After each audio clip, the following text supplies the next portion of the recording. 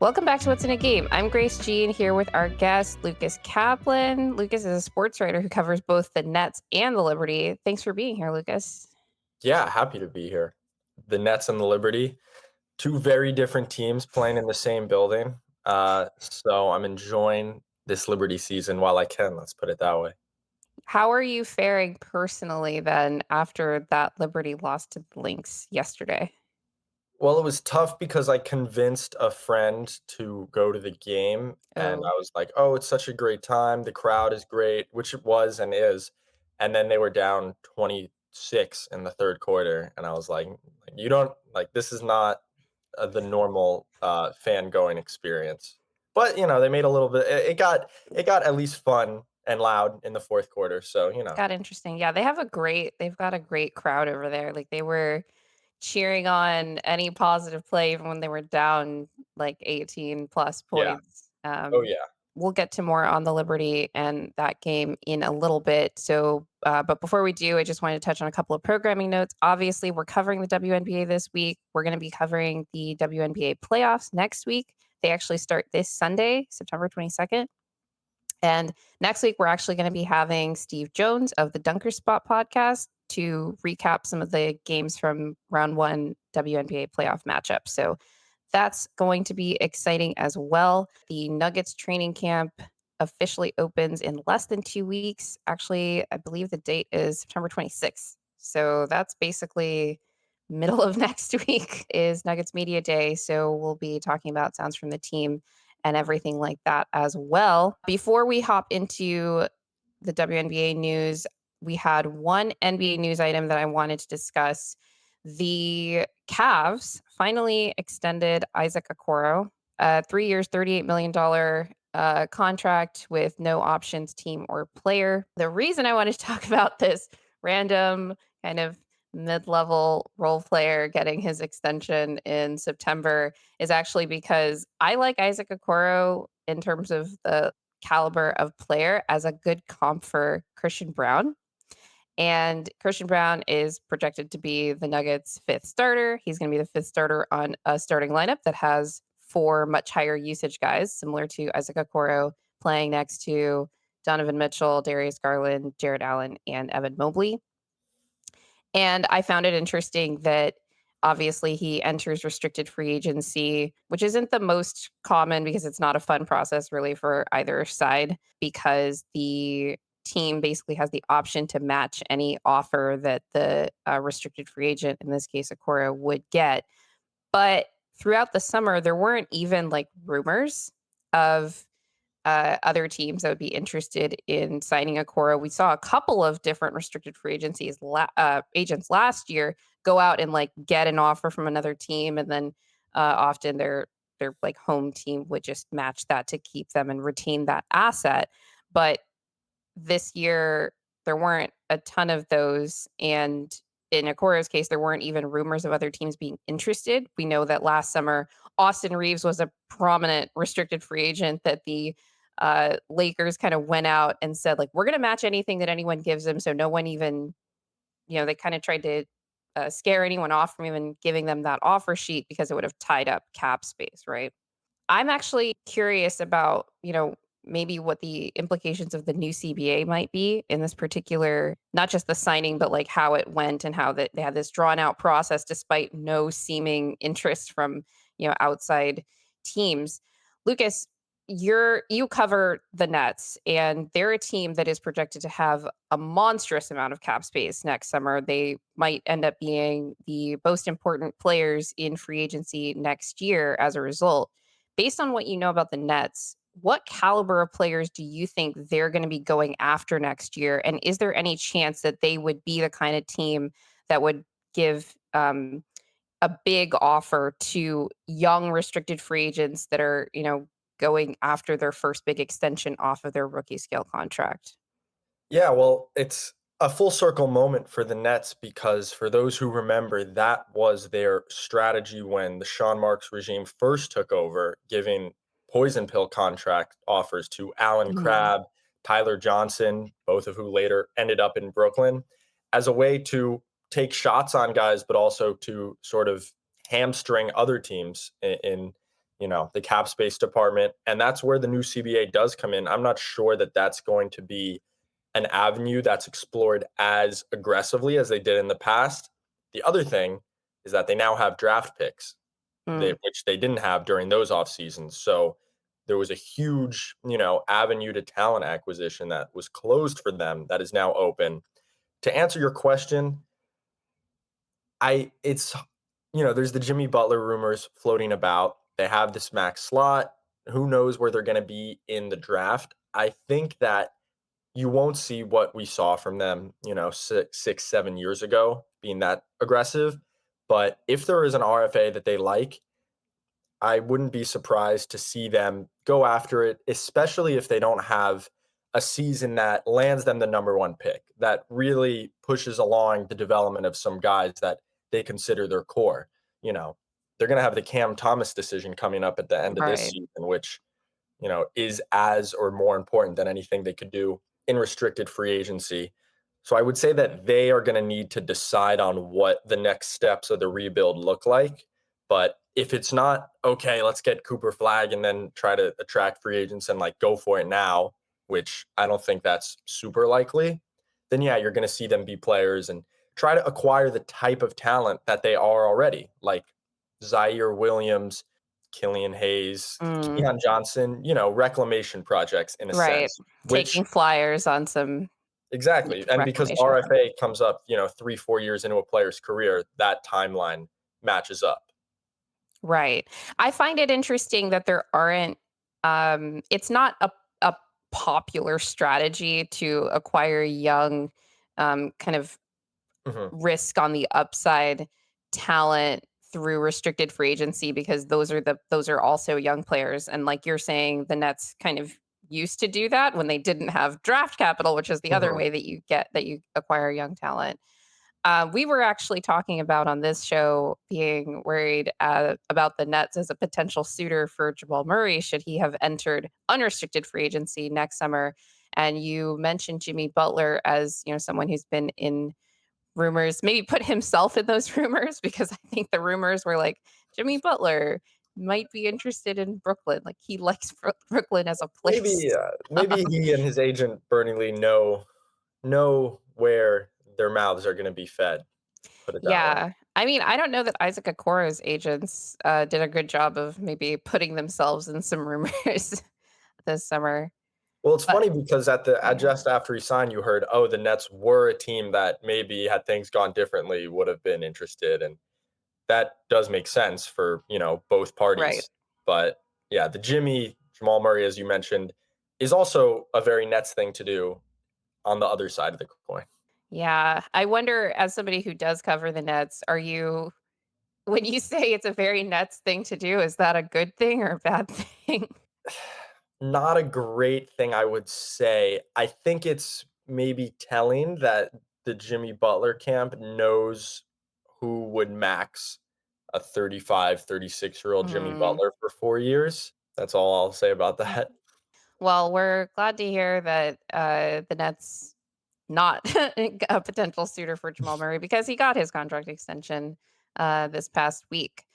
Okay, Lucas, let's actually jump into your background. So I actually found you on Twitter through a recommendation from friend of the show, CT Fazio, who does a lot of work on the draft and stuff. And it was last season in the fall, kind of around November, December, when the Nets would go on some of these interesting I don't know if you can call them like really long win streaks, but they were happening and they kept ending up in these really close games with the Cavs, with the Bucks, with the Magic. And, it ended up being that maybe that was like maybe red flags for those other teams more so. But I was like, huh, that's interesting. Is there somebody I can follow to like learn more about this team? And you were the main recommendation. What did you make of that point early in the season when the Nets were like they were competitive with other, respectable NBA teams?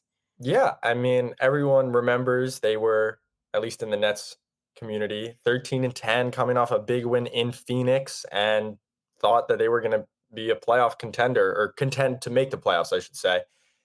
it in retrospect, as you said, maybe should have been a red flag for those teams, but more so, I should have realized it wasn't sustainable the way they were winning, in that they were a great offensive team and a mediocre to below average defensive team. Mm, And to simplify things, when you look at the roster, that just was not going to sustain over a full 82 games, when in a league of just mega super advantage creators and offensive talents, they were being led by Mikal Bridges, not even led by that point at Cam Thomas. He was still kind of in flux between the bench and the starting lineup, but Mikal, Cam Johnson, when healthy, and Cam Thomas, that's not going to be a top 10 offense. And you figured there was going to be regression there. And then there was, and the defense never really picked back up to where they really did think it would have been at the beginning of the yeah. season. It made a lot of sense to look at that roster and be like, Yeah, this is going to be a exactly. good, yeah. And so, Like, they got a lot of these, like, lengthy wings, they can, like, force turnovers, they could get out in transition, so maybe the offense could be, subpar. Like, they could look like something like the Orlando Magic did in terms of, like, being a mhm. really high level defense. They force a lot of turnovers, get a lot of deflections, and then, like, 24th in offense or It something like it that. was very funny when they were the worst turnover forcing team in the league after 2 months, and we'd ask Jacques Vaughn, "What's going on there?" And he would just kind of mirror us, be like, "I don't know. They gotta be more aggressive in passing lanes. I want them to take risks and gambles." And soon after, I think it all caught up and fell apart. And I Yeah, think, the teams stopped over helping, especially like trying to make guys like Mikal Bridges, Cam right, Thomas go one on one, no easy swing, exactly. and that was kind of history. Just really lacking in that advantage creation. So if other teams stopped giving you those advantages Yes, with yes. the helping, then it's like, "Oh, If oops." they stopped helping off the strong side corner, then that was Right. They were generating a lot of corner threes for a while there as a result of, so they at least knew, like, once we have an advantage, like, we know what to do with it, but once, yes. they It stopped was being it, able to generate them. yeah. It was the creation, not Yeah. the yeah. Maintaining was, I guess, okay at first. So our audience will know that the Brooklyn Nets have really gone through it over the past decade, especially over the past few years after the multi-pronged implosion of the Katie Kyrie Harden experiment. Um, the New York Liberty are in a completely different situation to the Brooklyn Nets, as we alluded to at the top of the show. How did you come to cover both of these New York teams? And as a writer that, both covers and analyzes both teams, how do you deal with the emotional whiplash of covering two teams that are in vastly different situations with respect to their standing in their respective leagues? Yeah, so this is gonna mark 2 years covering both teams in person, actually being around the teams, after this Liberty season completes, so 2 seasons for each. I grew up a Nets fan, and I was really tweeting and just blogging, like, on Medium, thoughts about them when I realized, that's a fun way for me to engage with basketball and talk about it with other people online. And then, Twitter, I guess, contrary to what my parents thought for a long time, can get you places. And Nets Daily, the immortal Nets Daily, Bob hooked me up and wanted me to write for the site. And that's how I started covering the Nets. And with the Liberty, I was a practice player for the women's team where I went to school. And I was like, oh, I'm moving back home. I'm from New York. I want to be a practice player for the Liberty. That'll be awesome. Like, I was a fan as well, not as much so, like a much more recent fan. And then it hit a snag. I was like going to the first practice, but they said they had enough practice players, and I don't want to sound bitter, but nothing ever came of it. So I was like, went to Bob, that Nets Daily. I was like, hey, can I just cover the Liberty? We do cover the Liberty since they play in Barclays Center. Mm. And I've been covering the Liberty ever since. Would you say that you're a fan of the Nets even now? This is the question. It's definitely different. I like no and yes, because I still have the connection to the franchise, but Mhm. being around it, being in it every day where it consumes so much, that is not I would say, a fandom that most people have in relation to their favorite teams. So I think the fandom part of it pops up every now and again, and it gives me a perspective in my writing where I can really relate and speak to Nets fans from a very genuine place. But I would say my primary relationship with the Nets is not that of a fan, just because I'm sort of, in a sense, like seeing how the sausage gets made. Right. But it's also the case, with the Liberty as well. So would you consider yourself a fan of that team? Because I was a fan more recently, and like now that I'm covering them, that's really how I'm experiencing the Liberty. That's like the vast majority of my history engaging with them. I would say a little bit more of a fan, also because WNBA media culture is different, which Okay. we can get into. Yeah, sure. Um, I'd love to hear you elaborate on that. yeah, it's definitely because of what the league is and its youth and trying to get it to a different place than it is. Right. The people covering it are essentially, supporters of it Right. More in a different passionate way. about it. Definitely. And more passionate about the positive qualities of it, which I think is important and not necessary in the NBA. Right. It's not a dynamic that needs to happen in the NBA. I think something that is valuable that I do in covering the Liberty is provide a little bit of a different perspective and like X's and O's and this and that, because there are a ton of talented people doing, more supportive coverage of the WNBA and the Liberty in particular. So I would say that the energy of the media room and the people who cover the Liberty, it's more communal. We're rooting for the players a little bit more. So that's why I say I'm a little bit more of a fan of the Liberty.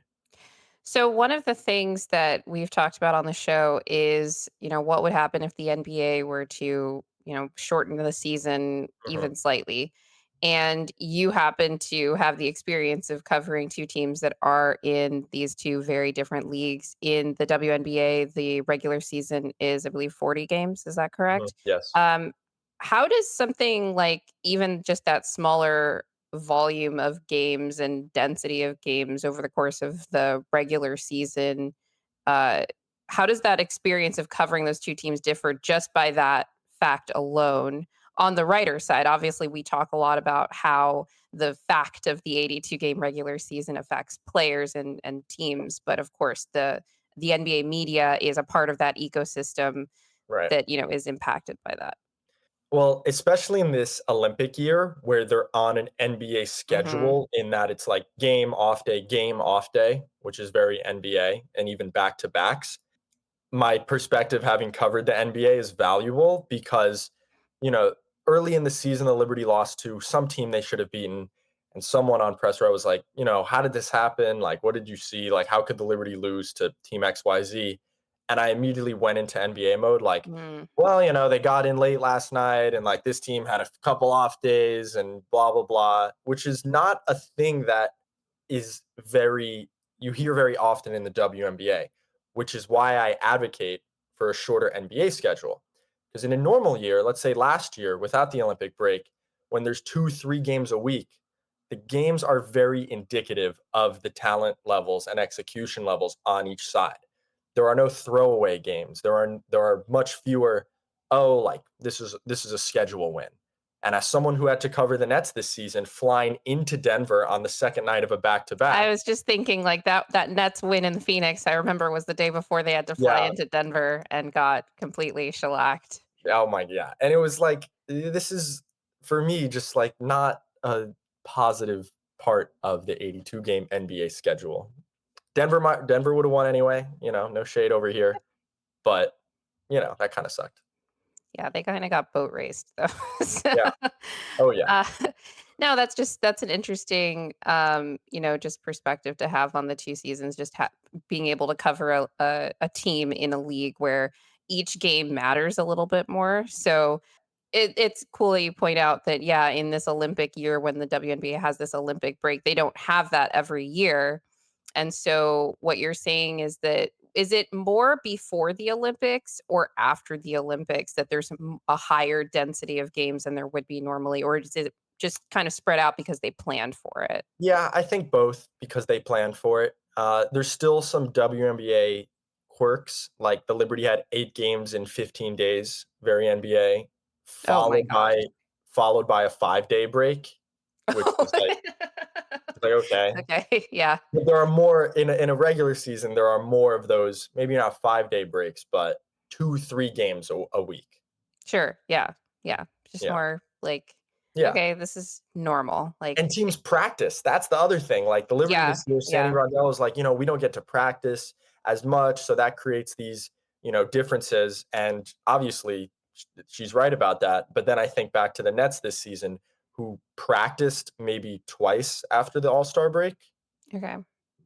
That's more than I would have expected, honestly.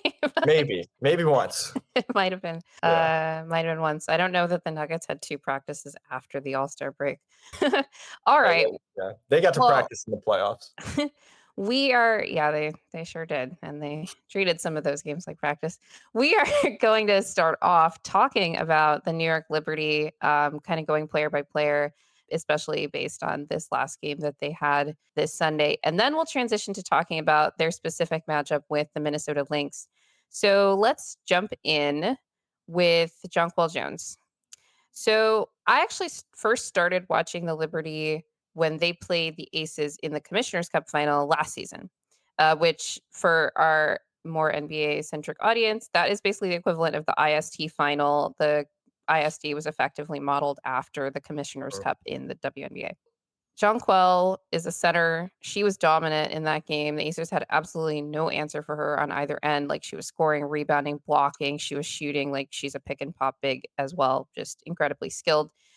And it seems to have been a consistent story both last season throughout the playoffs and then this past regular season. And now we're heading into the playoffs again.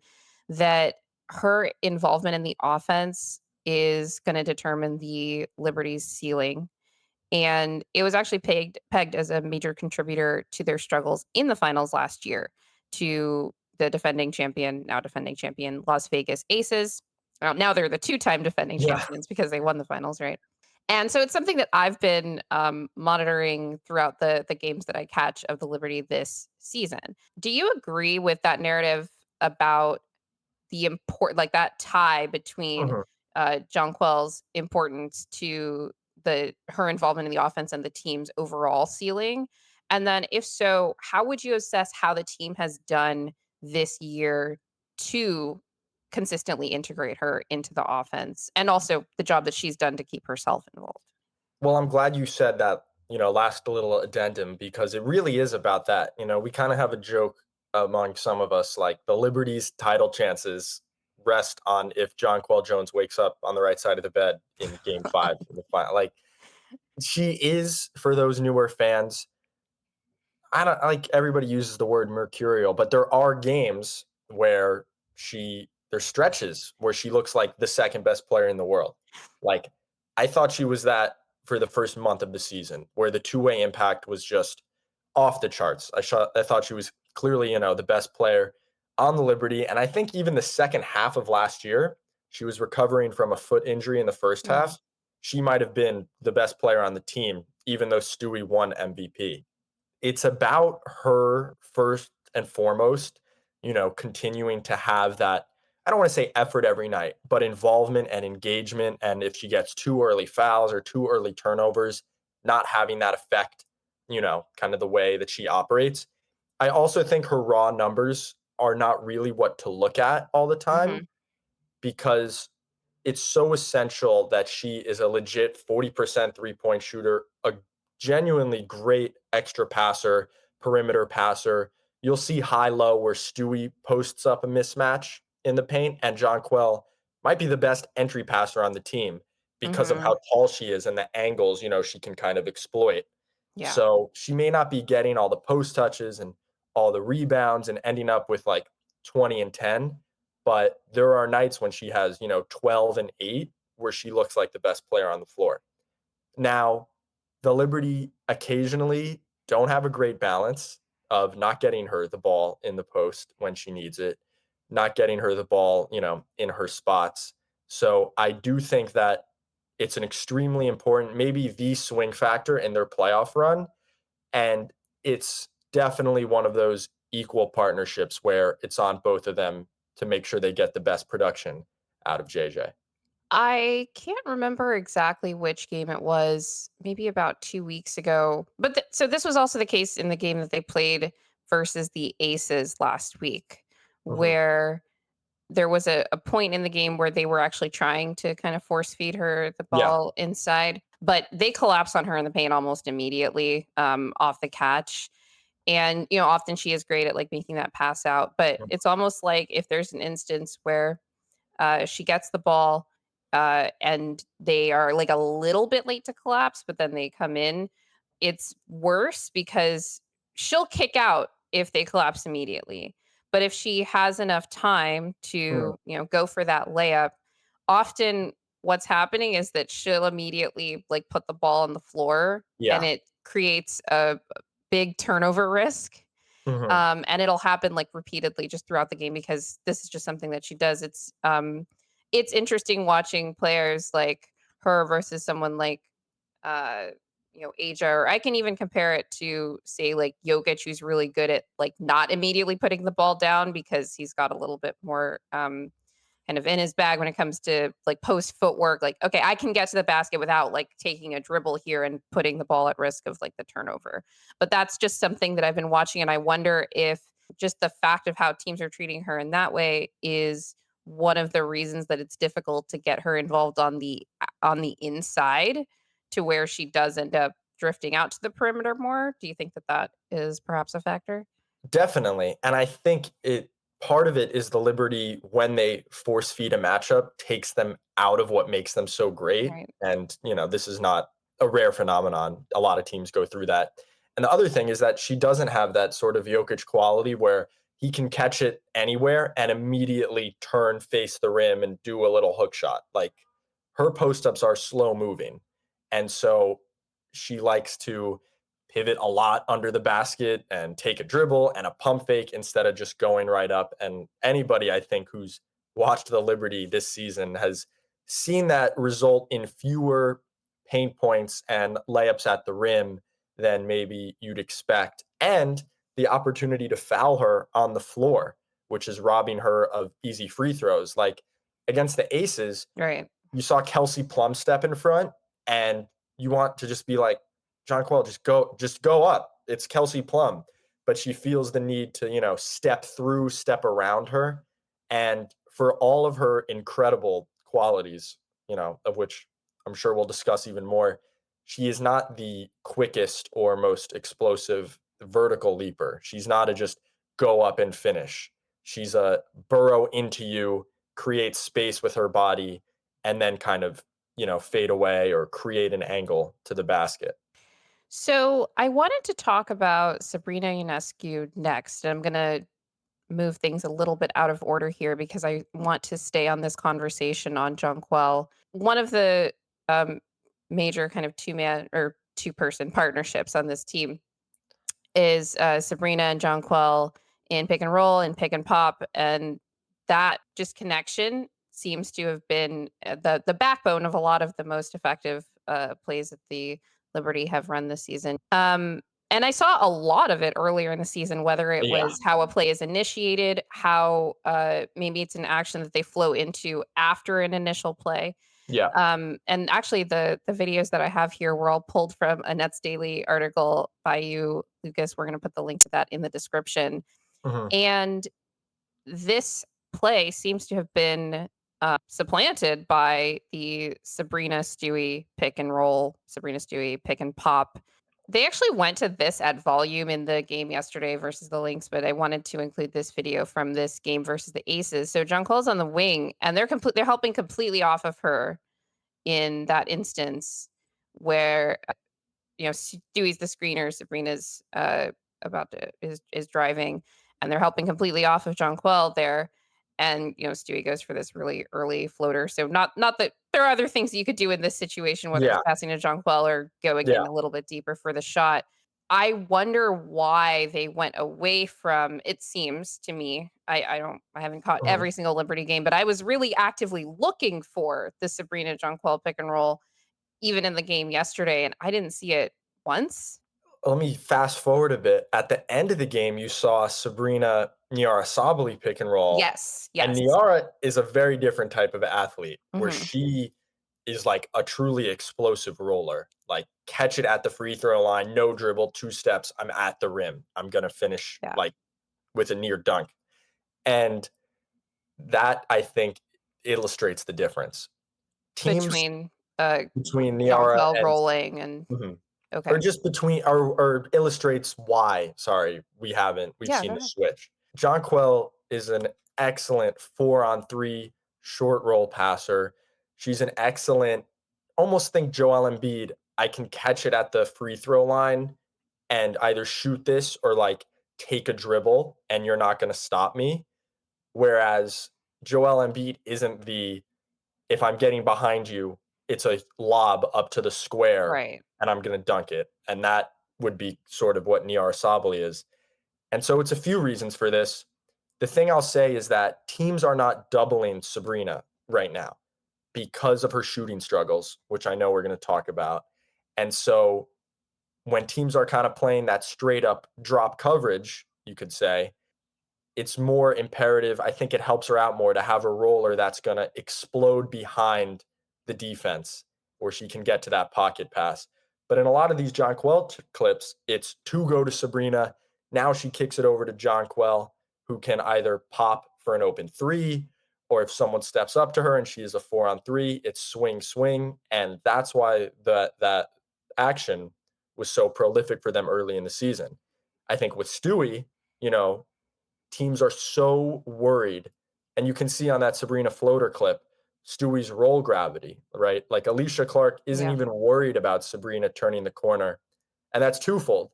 It's because she thinks that Sabrina is going to take a really tough floater. And also that we need to make Alicia sure. Clark is the defender on, Yes. Stewie here. Yes. Mhm. She's the, yes. And you can see her, you know, Yeah. really. It's kind of like, we've seen this coverage on the Nuggets a lot more where, Mhm, mhm. teams are playing the role or Jokic's, like a shorter pop much harder and kind of giving, like, Jamal the open lane. In this case, it's Sabrina Ionescu who's getting a little bit more space, maybe, and then you're getting some help as they help off of, Jonquel on the wing, but it's, you know, you can still attack that coverage. Right. And I tweeted that. I'm like, Sabrina, get to the front of the rim and then either go up or like, she has the corner kick out. She has the John Quell kick out. I think since that game, she's been more intentional about Mhm. let me probe further and swing for open threes. So it's almost more about how they're guarding Sabrina that makes Stewie an Hmm. effective pick and roll partner because and again, I go back to Niara Savali. If they're just playing straight up drop coverage and the big has to worry about Niara getting behind her and recovering to take away that easy layup, now that kind of encourages Sabrina to get to the front of the rim, to probe further. So I just think, they're not getting the most out of John Quell in that action if she doesn't get to do all the short roll 4-on-3 stuff. And also, she is shooting 39%, 40% from three this year. Having her on the wing, pulling her matchup away from the rim as well, if Sabrina, makes that pass, True. is not Because such a they bad basically thing. had the center was helping off of the wing onto Sabrina's drive. It was kind of like not the Yeah. strongest help, but Sabrina took the bad shot anyway. Right. But at least that center wasn't at the rim protecting the rim, so you can see that. Yeah, no, I can see what you're you're saying not there. just gonna ignore her on the perimeter. Like if Sabrina kicks that and John Quell shoots it, that's a very good possession for the Liberty. So let's talk about Sabrina a little bit more. Our audience may know Sabrina Ionescu from the NBA All-Star game. She actually went toe to toe with Steph Curry in the 3-point shootout between the two of them. I thought it was actually the best event of Oh yeah. the All-Star game, kind of by far. And she only just barely lost because Steph got hot at the end. Oh my God, this team barely lost because Steph got hot. That is a tale as old as time. She's really known for her shooting, but that hasn't really popped this season for any extended stretch. She's currently shooting 34% on 8.6 attempts. That's high. Like, I would love if anybody on the Nuggets was taking 8.6 threes per game. Last season, she was shooting 46% on 7.9 attempts. What do you think has caused such a steep decline in the shooting? Like, you could say she was really, like, hot Yeah. last season, it was completely unsustainable, but that's a 12% drop in efficiency, on a shot that she's, known for. First of all, great lead in with the All-Star game. That was professional bit of podcasting. Thank you. Um, Very honored to be on the show, as I said. And second of all, one thing that's interesting is the difference in sample size between the WNBA and NBA seasons that I always have to rewire Mm, my brain for. And I don't want to just, I'm not saying Sabrina's shooting last year was completely that, but that certainly is a part of it.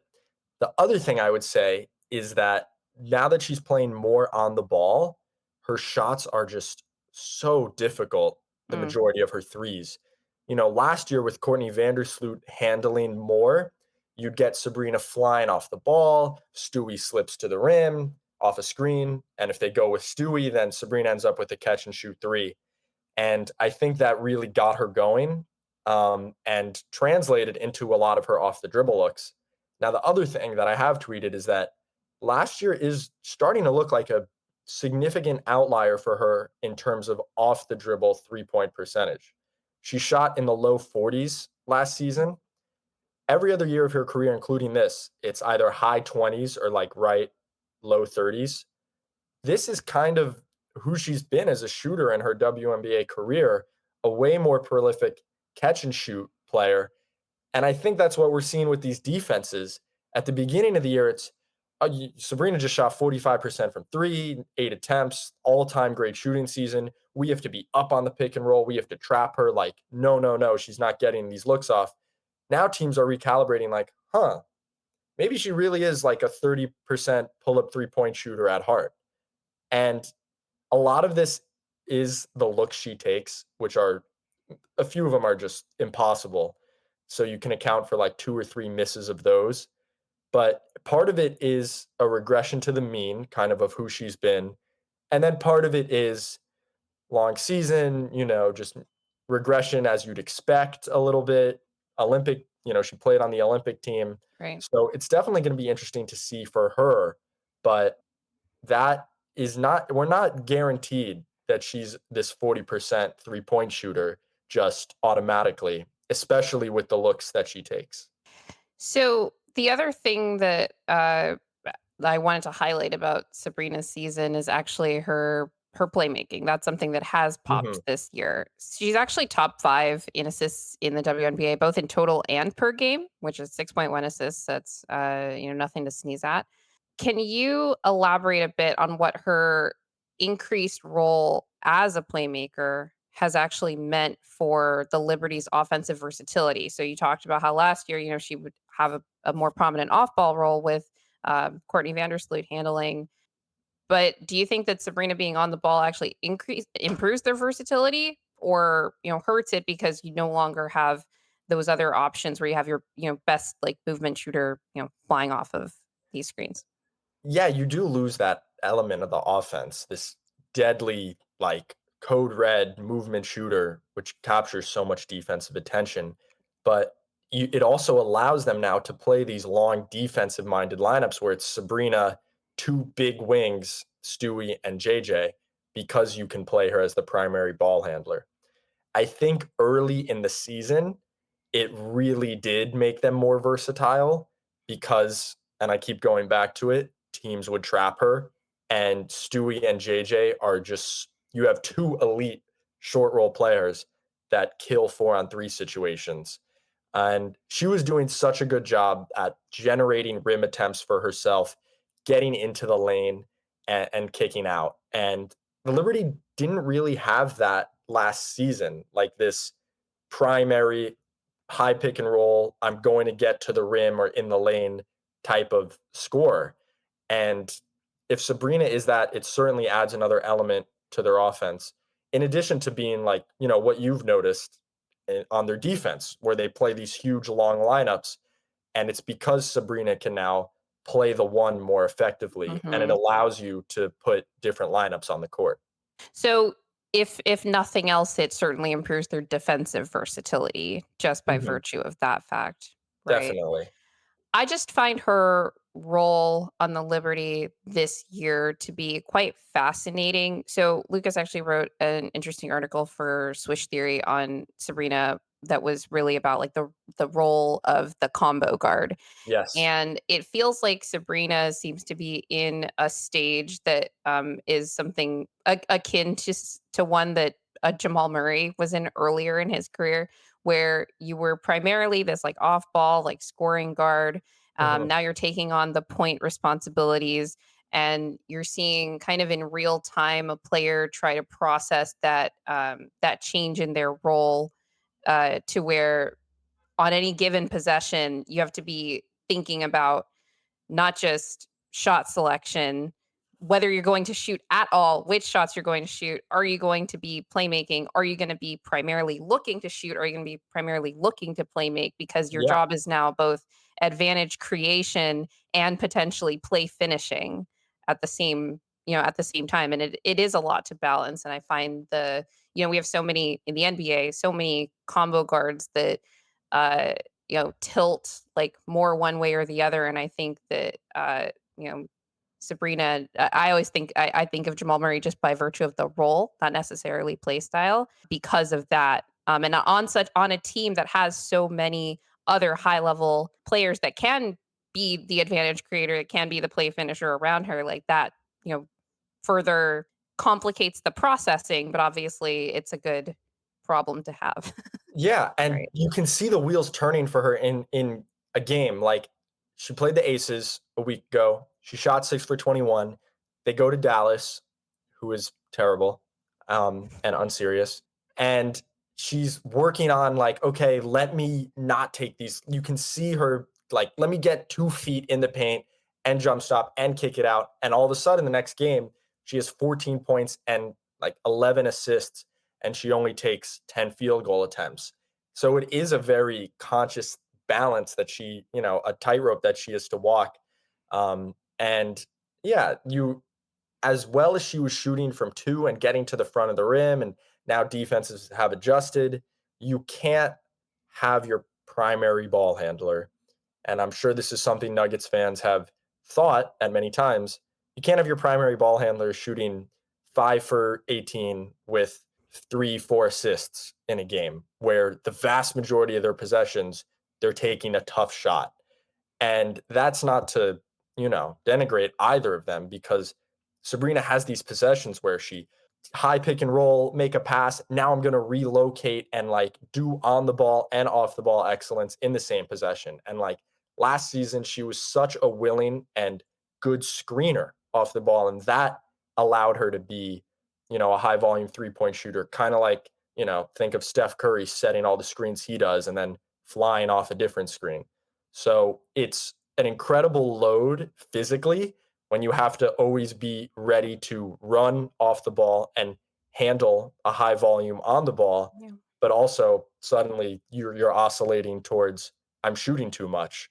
So I admire, both of them for what they do at their best, but when it looks bad, it doesn't it looks bad.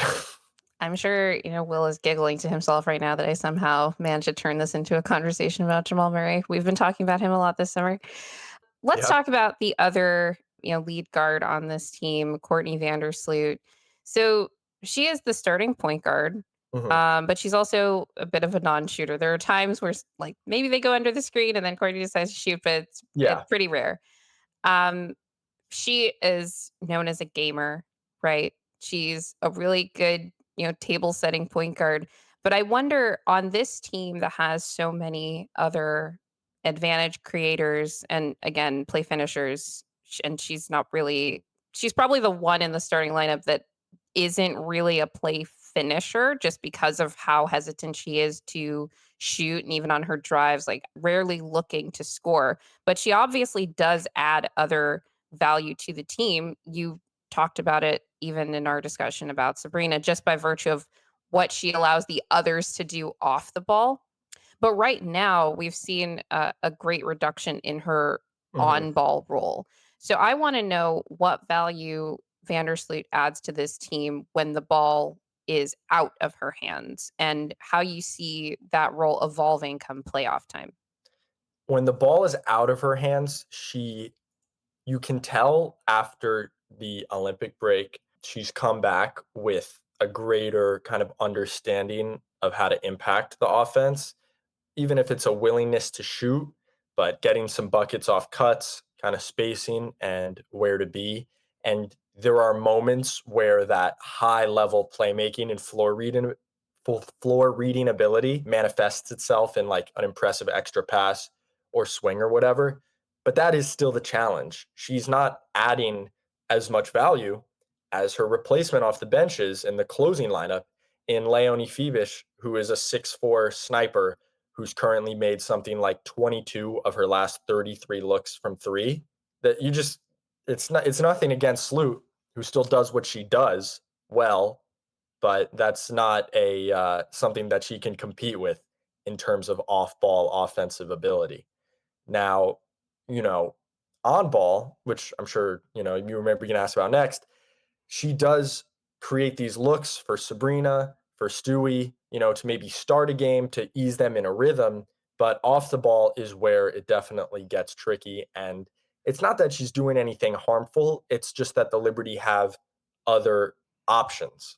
So you actually had this tweet, I believe it was yesterday, and I think you were talking about Courtney Vandersloot, but correct me if I'm wrong. He said, "Tough for the Liberty that their best screen navigator is short enough for all the movement shooters she guards to shoot over her." Yeah. So this was an issue in yesterday's game with, in particular, Courtney Williams of the Minnesota Lynx, who we'll talk about in a bit. But that is another problem when you talk about the off-ball value that applies even when you're defensively because the like you said, the movement shooter, she's not necessarily having to guard on the ball a ton, but the movement shooters are able to either lose her or she gets there in time. But a lot of these, the best ones anyway, are Mhm. able to just rise up and fire over her. Yeah. I What do you mean, see as her primary defensive value in a playoff context in particular? Because I think that like off ball, when she's not having to guard a movement shooter, like she's really good at like staying vigilant and like playing passing lanes and all of that. Very high IQ player. yeah, she is just small. That's really it. Like she's good and talented at playing defense. And like against the Sun, they put her on Dewana Bonner for stretches and Marina Mabry. And I think the tweet that inspired that yesterday was actually her guardian Kayla McBride. Mm. But it's obviously applicable to Courtney Williams. When the Liberty kind of, their switching isn't great, when they're guarding movement shooters and some things break down, they'll just be like, okay, Sloot, go chase. And it simplifies things. She also has a very hard job. And so I think that's going to be some of her value. Like for stretches, they can certainly put her on these shooters and she can get through screens and just they have a different look. But in general, it is just that. Like if you play her with four wings and you take Sabrina off the court, she's going to contribute. She's going to be feisty. She's going to be in the right places and, communicate and do all the little things that you want. So I do think that is a valuable role for her to have. And even her guarding somebody like Kelsey Plum, which we've seen in a couple Aces games, she can force KP directionally. Like she knows where the help is, she knows what they're trying to achieve. But Kelsey Plum may just hit a step back three over her, and you kind of have to live with that. Yeah, Kelsey's been doing that to a lot of people this season. Yeah. Yeah. It's not an indictment. Okay, let's talk about, I guess, reigning WNBA League MVP Breanna Stewart. We've gotten through about half this conversation and we've barely mentioned her. She's currently averaging 20 points, 8 rebounds, 3.8 assists on 45, 28, 83 splits. She's an incredibly versatile offensive player as this highly skilled power forward. But I actually want to talk more in this conversation about her defense. I think that her offensive brilliance is rather well known. And when our viewers check out the Liberty in the playoffs, it will be more obvious. Mhm. But Stewie has a 7'1" wingspan. Um, and I can't tell you how many times I've seen her block these like last second shot attempts at the end of a quarter.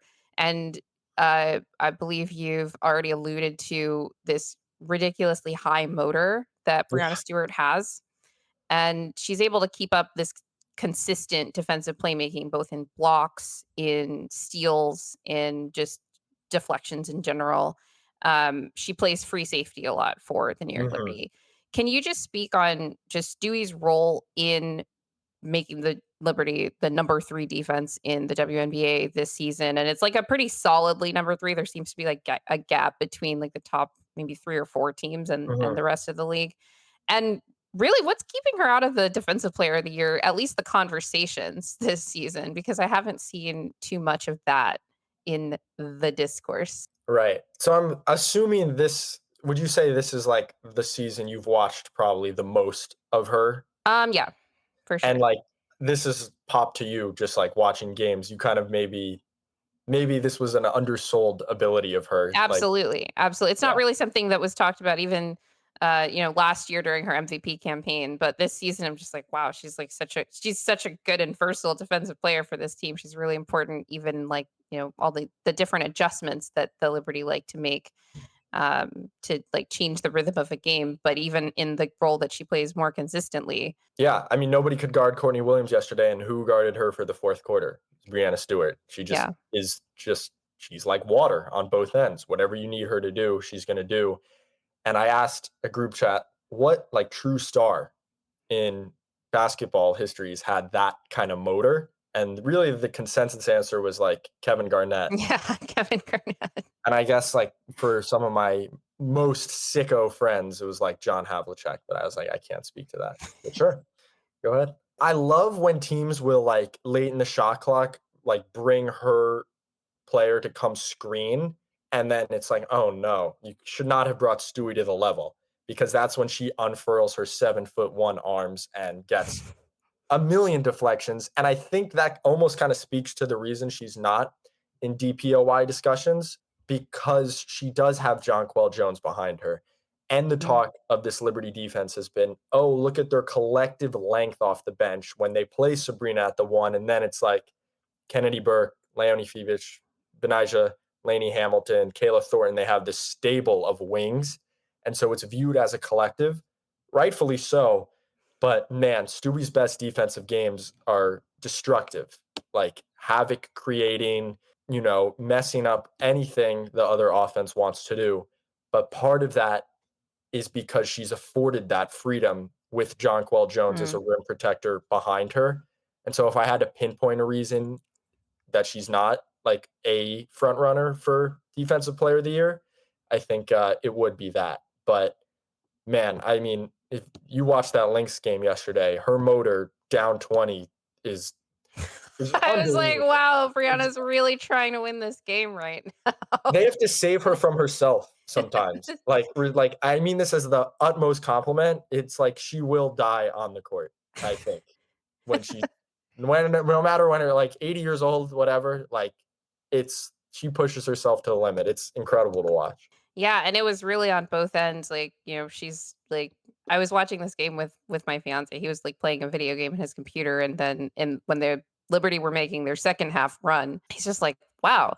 It's so crazy to me that that player's referring to Brianna, Yeah. just scored on, like, this ridiculous drive, and then immediately is, like, picking up Courtney Williams full court, just, like, ready, like, assuming the defensive stance and is like, "Let's go." And he kept putting it out every single possession, and then eventually comes and joins me on the couch, and then we both when Stewie makes the 3 that I think finally cuts the lead to single digits because they were Yeah, kind of hovering for really the whole game, we were both like, "Oh my god, is she I really gonna know. do this?" Yeah.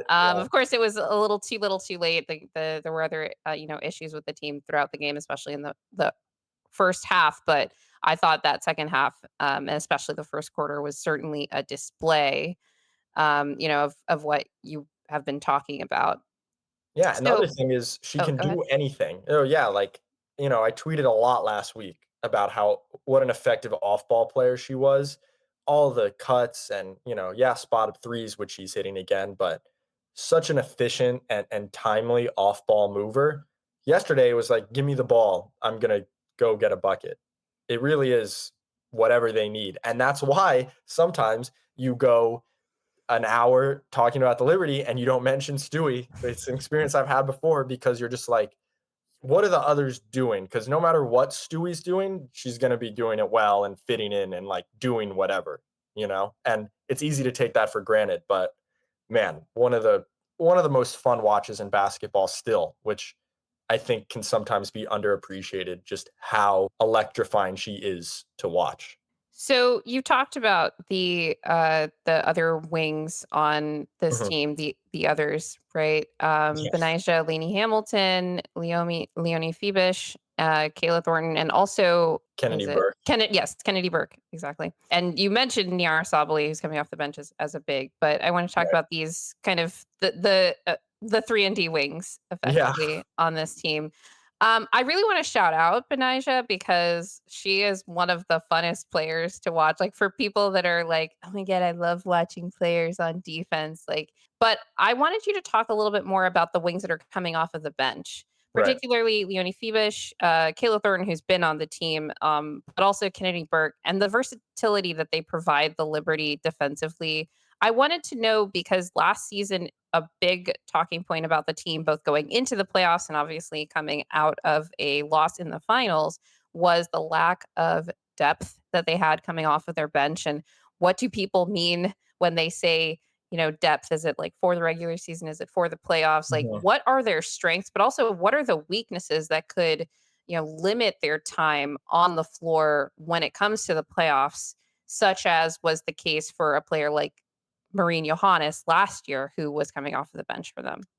It's funny, last season, the Liberty played their starting lineup 520 minutes in the regular season, and not one other lineup cracked 100 minutes, which is really all you Mm. need to know That about. sounds familiar. I knew you'd appreciate that. Well, hopefully this is going to be relevant again for you this year. They now are probably going to have 5 lineups over 100 minutes this Mm, season because they have all these mix and match wings. It's like Kennedy Burke provides a little more downhill driving, a closeout attacks, a little longer and like more of a secondary rim protector than Kayla Thornton. But Kayla Thornton might shoot 40% from 3 for a month. So it kind of illustrates how Sandy Brondello can mix and match and put these wings in spots to succeed. And Leonie Febish is this not going to get the same love as other members of the rookie class. And I understand why. Like she wasn't drafted this year, whatever, not big box score numbers at all. But she is the rare rookie that just doesn't make negative plays. Every single small value added corner three, box out on a big extra pass, she's making it. And that's made her the most impressive of the group and a lock for 25, 30 minutes a night in the playoffs. So I think you're going to see them throw different looks out where they are long, they are switchy, they have all of the secondary rim protection on the court, getting deflections and whatnot. But the second part of your point, what may limit them, why I actually liked Betnija Laney Hamilton coming off the bench when she returned from injury, none of them are going to create offense. mm. So that is going to be the challenge that Sandy has to work with in the playoffs, where it's like, okay, you can't sub everybody out at the same time. You have to keep certain players on the court to handle the ball. And that's where their offense can definitely hit a snag because they are very dependent on the stars. And when the ball's not swinging, Leonie Febish and Kayla Thornton end up with like 5 combined shots in 45 minutes. And that's a telltale sign of like something's not right. We're not getting those swing corner threes. And again, I'm sure this is pretty analogous for you to some of the role players on Denver, maybe not bringing that offensive punch off the bench. Oh yeah, no, it sounds like it sounds very, very, very familiar. Yeah, I hope that the pieces that we add some versatility. But like you said, you like when someone like Benija comes off of the bench because then you have someone who can at least create Mhm. offense, at least for themselves, and sometimes can create advantages for others. It Yeah. is a rough time watching an all bench lineup not understand how to like run a set or run any kind of thing. Yeah, there was one lineup, I think in their last loss to the Sun where it was like Sloot and then Stewie, Kennedy Burke, Kayla Thornton, um, and maybe Nyara Sabali, where it was like, I mean, what, like, okay, what are they going to run besides Stewie? Please save us. We've talked about the strengths and weaknesses really of each of these players. Not too many of the weaknesses with Stewie, just because even when she's not impacting the game in one way, she's finding Yeah, other ways to be effective on the floor. Last year they obviously took that loss in the finals. The Aces were ridiculous, even when they had players out, and both teams, like, it devolved into like disgusting rock fights, and the Aces were able to pull it out. But it seems like, with the exception of people that are just kind of paying that, just respect to the Aces of, like, they still deserve to, they have to prove that it's not them for us right. to, take them off of that title as favorites, or off of remove the title of favorites for the title. But if the Liberty don't win and it's not because of the Aces, what would be the reason? Like, what self-inflicted damage do Yes. they do? Okay, yeah. The Aces, I guess to bring it back to them, kind of showed something interesting in their narrow defeat in New York without Asia Wilson. It was, we're abandoning the offensive glass. We're getting back on defense. None of this open floor stuff where the Liberty's talent is shocking and overwhelming at times. No doubling Sabrina. We're not granting you any of these advantages that you're accustomed to. And we're going to see if you can create that beautiful ball movement and, player movement in the half court in a grinded out, out the mud game. They didn't, the Liberty weren't able to accomplish that in the finals last season when they scored 69 points in a game 4 loss. And that is kind of the one question I have for them is how, especially if Sabrina's not going to be doubled, how are they going to create these corner threes for their role players? How are they going to create these easy looks for Stewie and JJ and Sabrina that get them going in a half court setting? And it almost feels weird or maybe unexpected for me to be more concerned about the half court offense than the defense for them, when a lot of what we heard after the Aces series last year was, how can Sloot and Sabrina guard in the backcourt and they're small and whatever? They lost that game 70-69. Yeah. I mean, I'm sure there were moments you can point to, and there are, but is this half court offense going to be able to keep applying good habits if they get down in games in a tight spot? That's, I guess, the main area of concern for me, especially with Sabrina on a super, super cold stretch that's now 2-3 weeks old. You know what I mean? Yeah, and maybe you could say that with the bench pieces that they've added, the need to play the beautiful game, if you will, is Yes. perhaps lessened because they could weather those rock fights a little bit better. But I remember, Mhm. watching that game and seeing your tweet afterward about it, was about it effectively being a moral loss. Yeah. They did grind it out at the end, but that was a game where the Aces, like you say, without Asia Wilson, were able to claw their way back from a 20 plus point deficit in the middle of the game to, did they took the lead at some point in the They took a fourth 1 point quarter. lead. Yeah. I'm just like, oh my gosh, what are the Yeah. Liberty doing There's right now? also Betnija's leg fully bent, like, Oh yeah, there was I thought the she was done, and yeah, I don't know what her knees made out of, but we need to invest in that.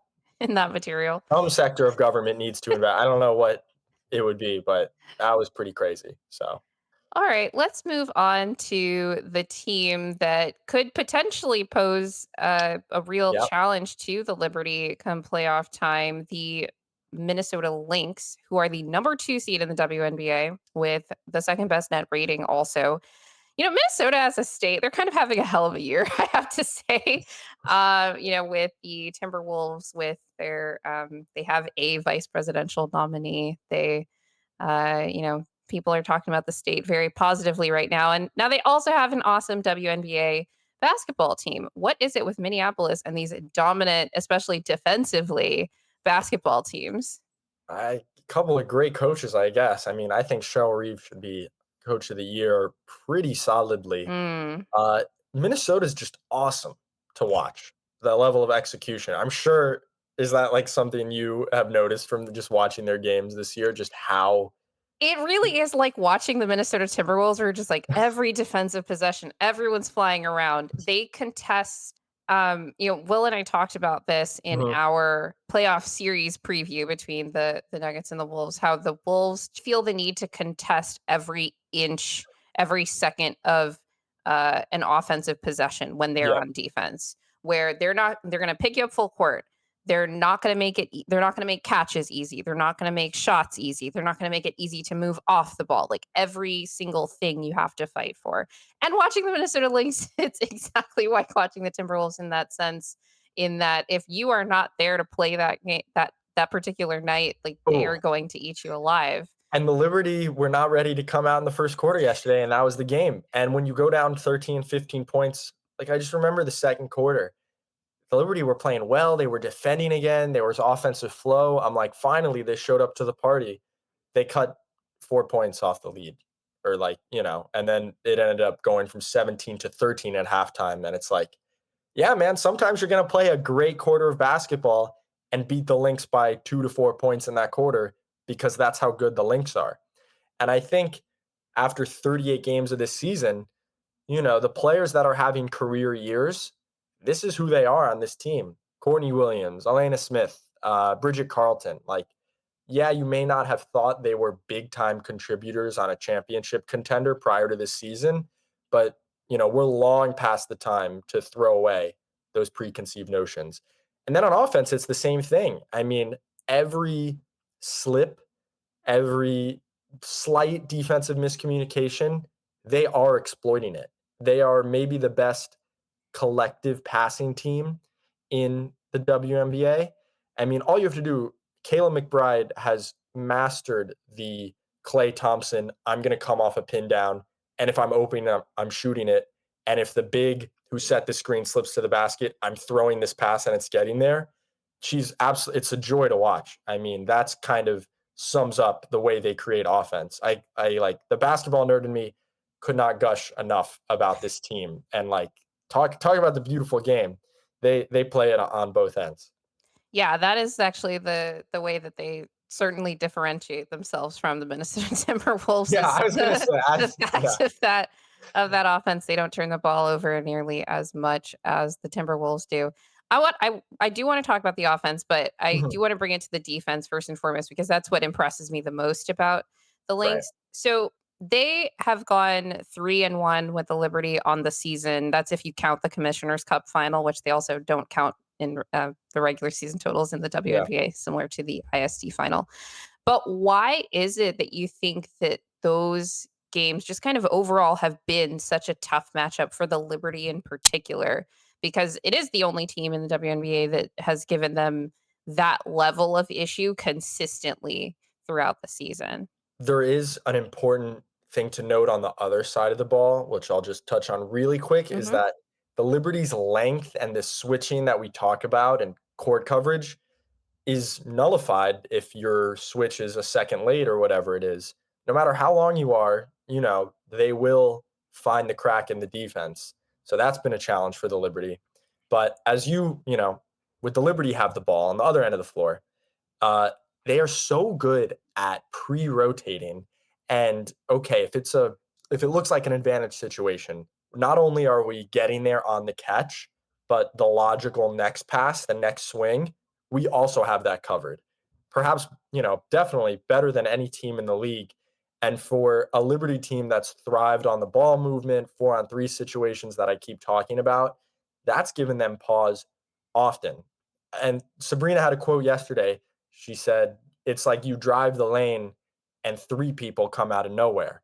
And it does feel like that, the way they are able to both pack the paint and then fly around on closeouts. So you can get a paint touch, kick it out to the corner, swing it to the wing, and somehow the Lynx have been there at all three junctures. And I think just their level of defensive intensity, doubling in the post, assigning the correct level of attention to the Liberty stars, and then recovering on the advantages is what makes them so tough for the Liberty. I mean, I'm going to sound like a broken record, but just high level execution for all 24 seconds of a possession. Yeah. So you're saying basically they're a tough matchup for everybody They're just by just really virtue of good. that. Like, Yeah. I'm not sounding very, insightful right now, but they're just really damn good. It's awesome to watch.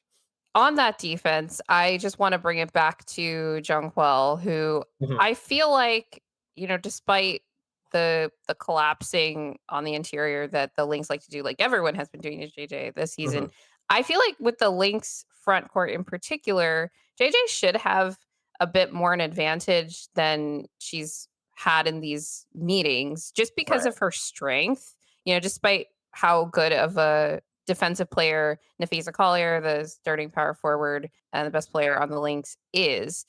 And in the lone win that the Liberty had against the Lynx this season, Jonquel had 21 points. She was incredibly efficient and mhm, again looked very dominant. And in their losses, she posted single digits, 4 points in Minnesota, 9 points in a game that they played in New York. This was just a couple weeks ago.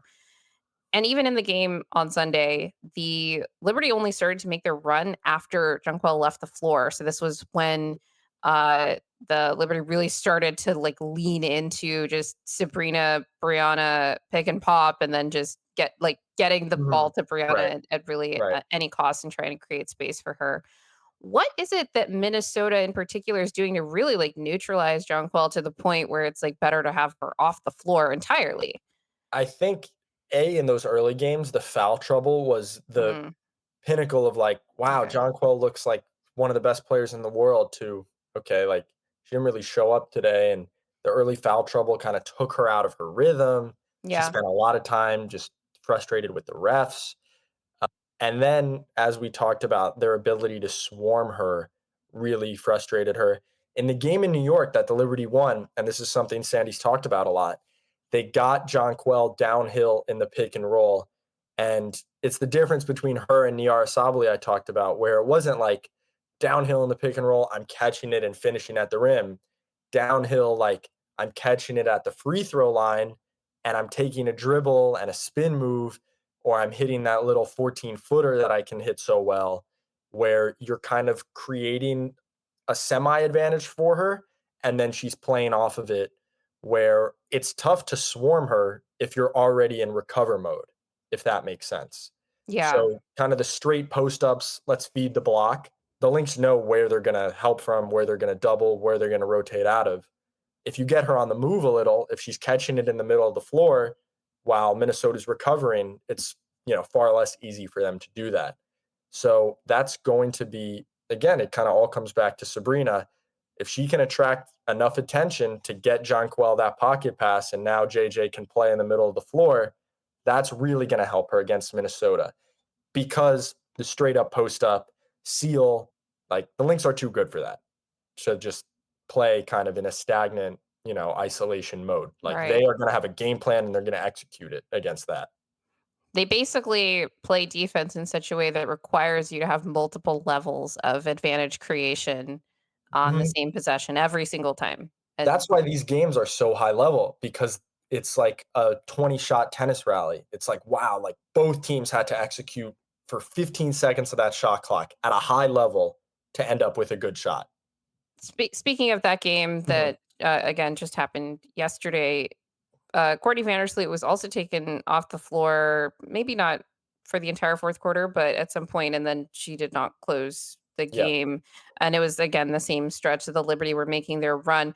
I would think that having multiple like shot creating ball handlers on the floor would be advantageous in that situation, especially since they effectively like kind of made the decision to go a little bit smaller when they took Jonquel off the Mhm. floor in favor of Niara, but they didn't do that, and they were again running offense primarily through Sabrina and Stewie. Why do you think that Sloot was taken off the floor in that stretch? Was it more because of the defense, or was it more because of the offense, or was it both? I think that game was a slight anomaly because the Liberty were down 20 and it was like, Hmm. let's see this lineup if they can do something in the first 2 Right. minutes. Let's. Otherwise, we'll pull the plug. I see. And so she let it ride. But they have been doing that. Like Sloot has not played much in the fourth quarter, Mm, this season. She's not bad on offense, but it's not worth the defensive boost that a 6'4" wing in Leonie Phoebus will give you. that can also, shoot 40% from three. The Lynx kind of going under these ball screens stunts any advantage that the Liberty have. And Sloot's only recourse is to shoot a pull up 18, 20 footer. And while it's good for her to take that shot, that's maybe not the look the Liberty want to generate over and over in the fourth quarter with Stewie, Sure. Sabrina, and JJ Yeah. on the floor. So it's not even that she's doing anything wrong or unexpected. It's that if you're going to put the ball in Sabrina's hands, as they have been doing all season, it's just not worth it to not have Leonie Phoebish out there to boost the defense.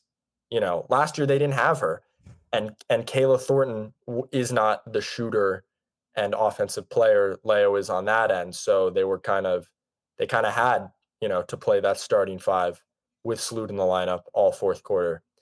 It's just a different team this season. Big thanks to Leo for that.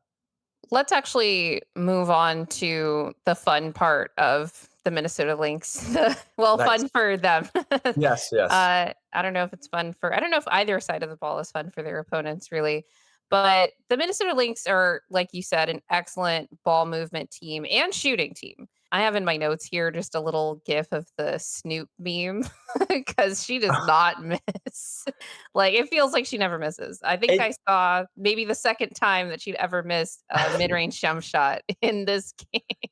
The other thing is that they like her teammates have no fear. Like if she is going to rise up at the buzzer of game 5 of the finals for a 20 footer, she's going to feel like it's going in, and everyone in the arena will feel like it's going to be cash. Like it does not matter when or the pressure of the moment, anything like that.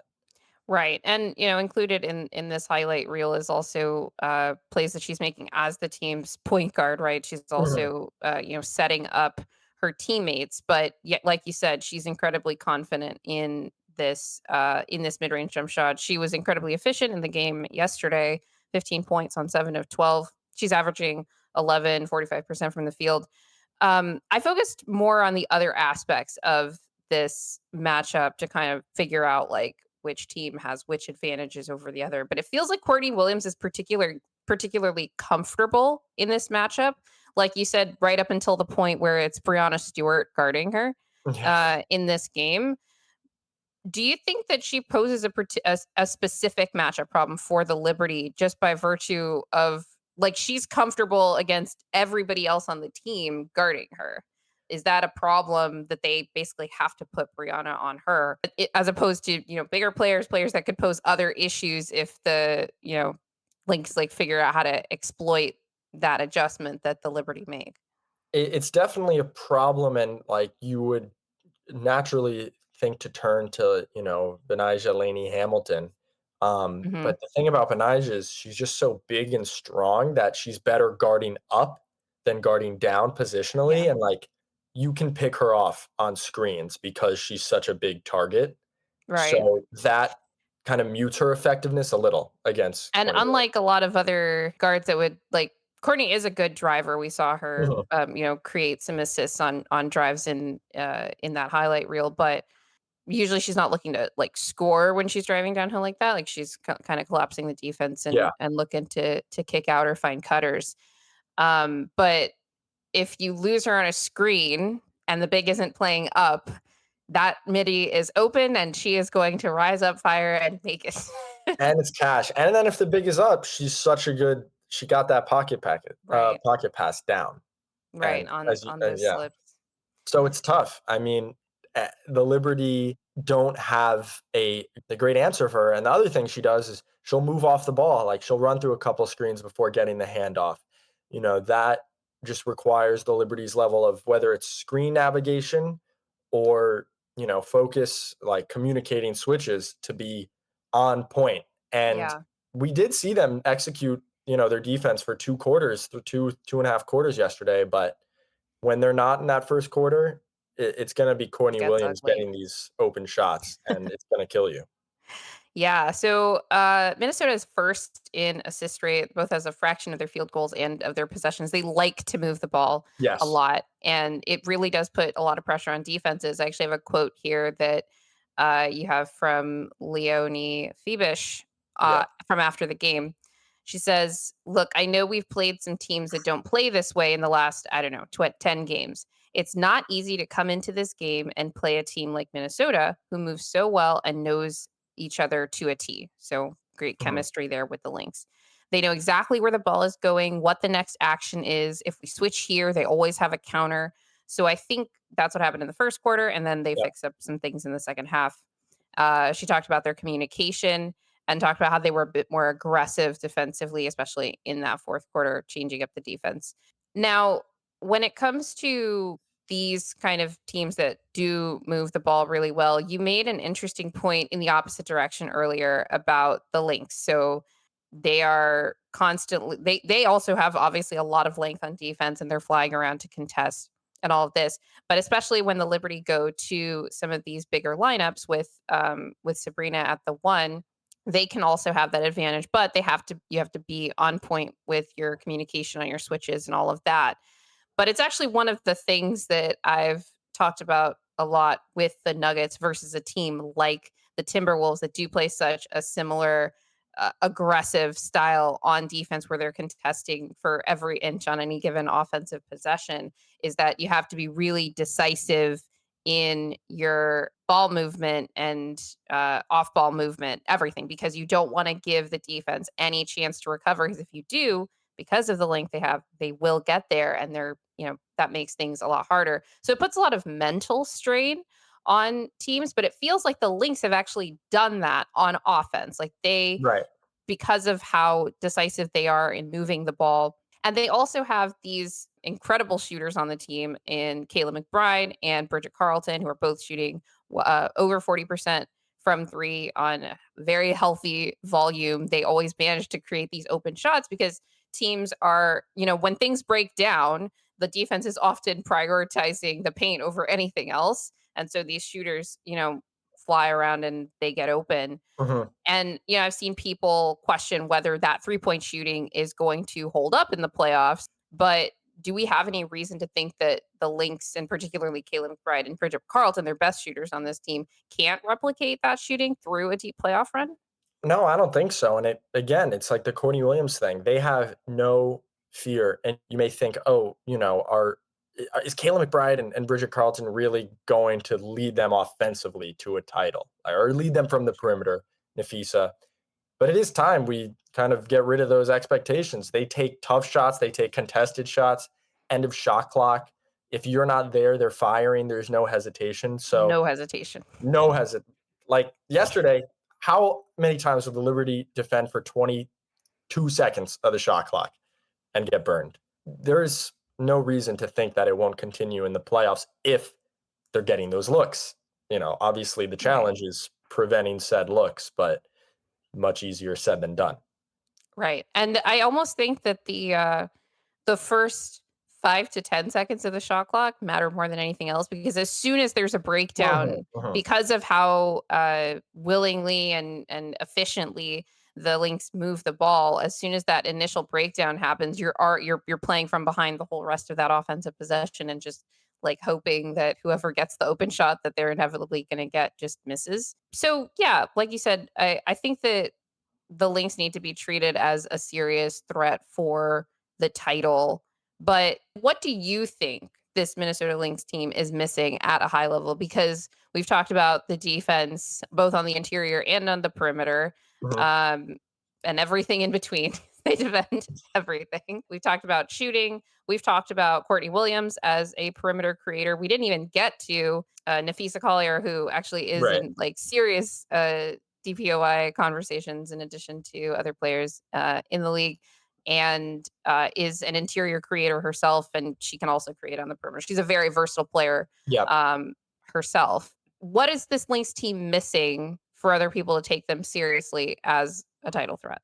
I really do think it is name recognition, especially when you look at the aces in the Liberty who are stacked with Olympians and MVPs and All Stars. I do think if there's one, basketball reason you can point to as a potential, flaw or exploitable area of the team, they are not a good rebounding team Mm, at all.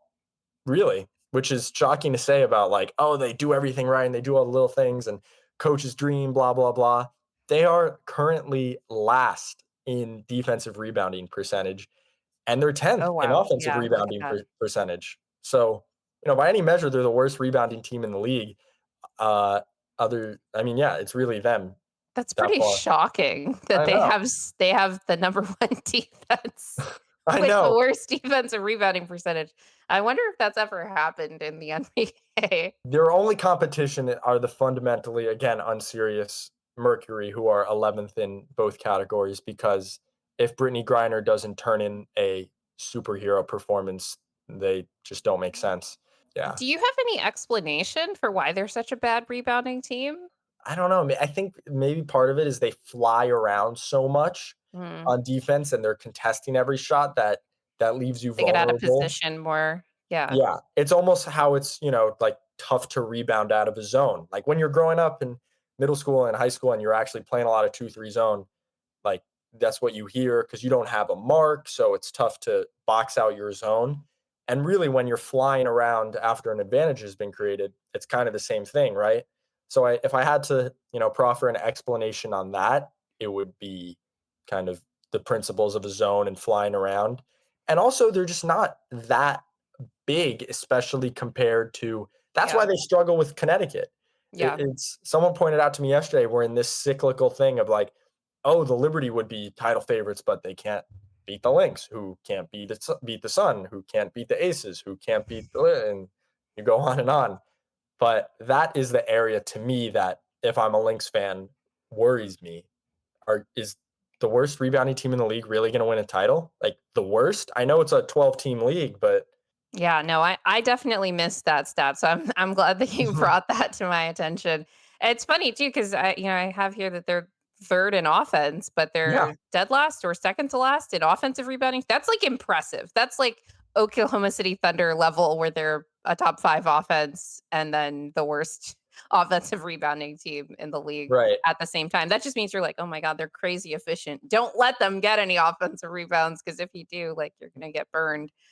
Again, yeah, 3rd in offense, 1st in defense, despite their rebounding woes. So that's what would really keep them from getting there.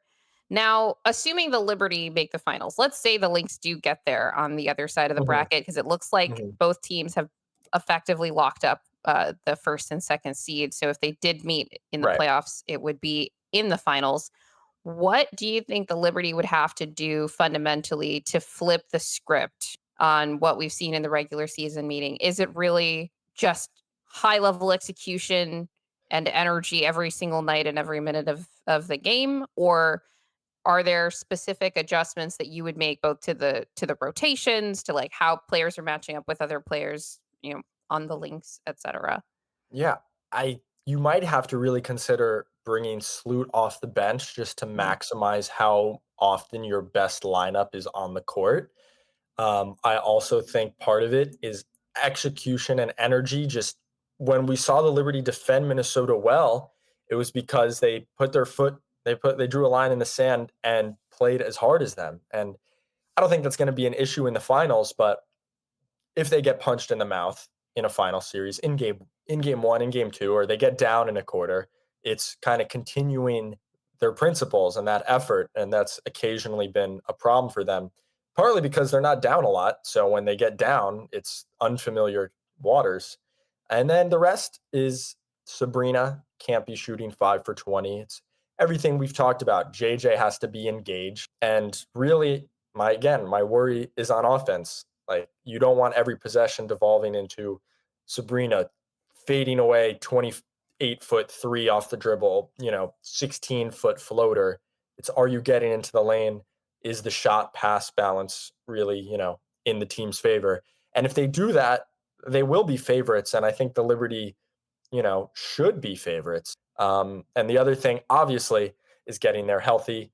It's funny, after the Lynx game, they're like, we want to see this team down the road. We'll learn. I'm like, guys, like, you're playing the Aces in round two. Like, I wouldn't, like, enough of Yeah. this. Like, I get it, but also relax on this talk. But they might see them down the road. Yeah, I'm nervous about all of it because, like you said, those top 4 teams, they have some interesting matchup problems with each other Mhm. that goes in this kind of, I'm thinking of an analogy where you're playing the game Snake and the snake starts eating its tail, and that's how Yeah, you yeah. lose, and We're that's getting, what this yeah, kinda reminds me circular of. logic. Yeah. Is there anything else that you wanna say just about the Lynx or about the Liberty that you think people should know that they don't? If you like basketball, you should really watch the Lynx, especially I know you have probably a more NBA centric audience, and like I was an NBA centric basketball viewer for many years, and so I get the kind of transition, but like man, these Liberty Lynx games are maybe the highest level of execution I've seen like across the W this year, like especially the Commissioner's Cup, yesterday. So just come prepared to watch really, really high level basketball when you're looking at these teams. And just know that, your fellow NBA fans and players are tapped into. I saw Maurice Cheeks at the game yesterday, Mm. just by himself, just like taking in some good basketball. So, yeah, I would say that. And in terms of, I guess, player specific stuff, um, Stewie, the motor thing, we've covered it. If you want to watch the most talented player on the floor, go balls to the wall and exhibit these qualities we all know and love. If you want to watch, we kind of have a player comp thing here. There are moments when Jonquel Jones looks like Nikola Jokic, and I don't say that lightly, but when you're this big force, you're the biggest player on the court, and you're throwing behind the back passes and you're pump fake, give and go, and then another pass, that's really like who it reminds you of. Also, an on off splits god since the beginning of her career, which is why all these NBA stat nerds migrating over to the W discover Jonquel Jones, and they're like, who is this? Who's this goddess? So another I Nikola. read a stat the other day that she's, like, leading the WNBA in no-look passes. She is. She is. I guess they track that on Second Spectrum. Every swing pass she catches is going behind the back.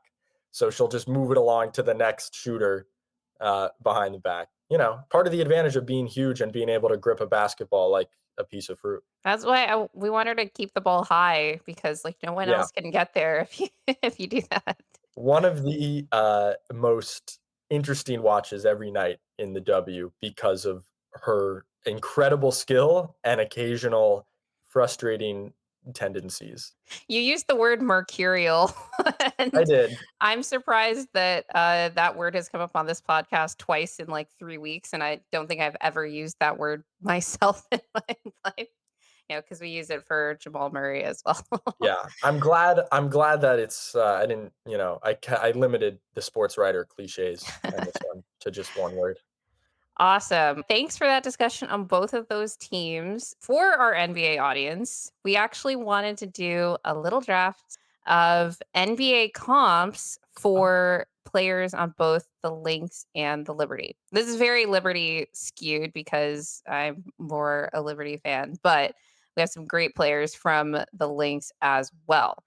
Now, the way this is going to go is if your player gets taken, obviously, in a draft, like you can't pick that person.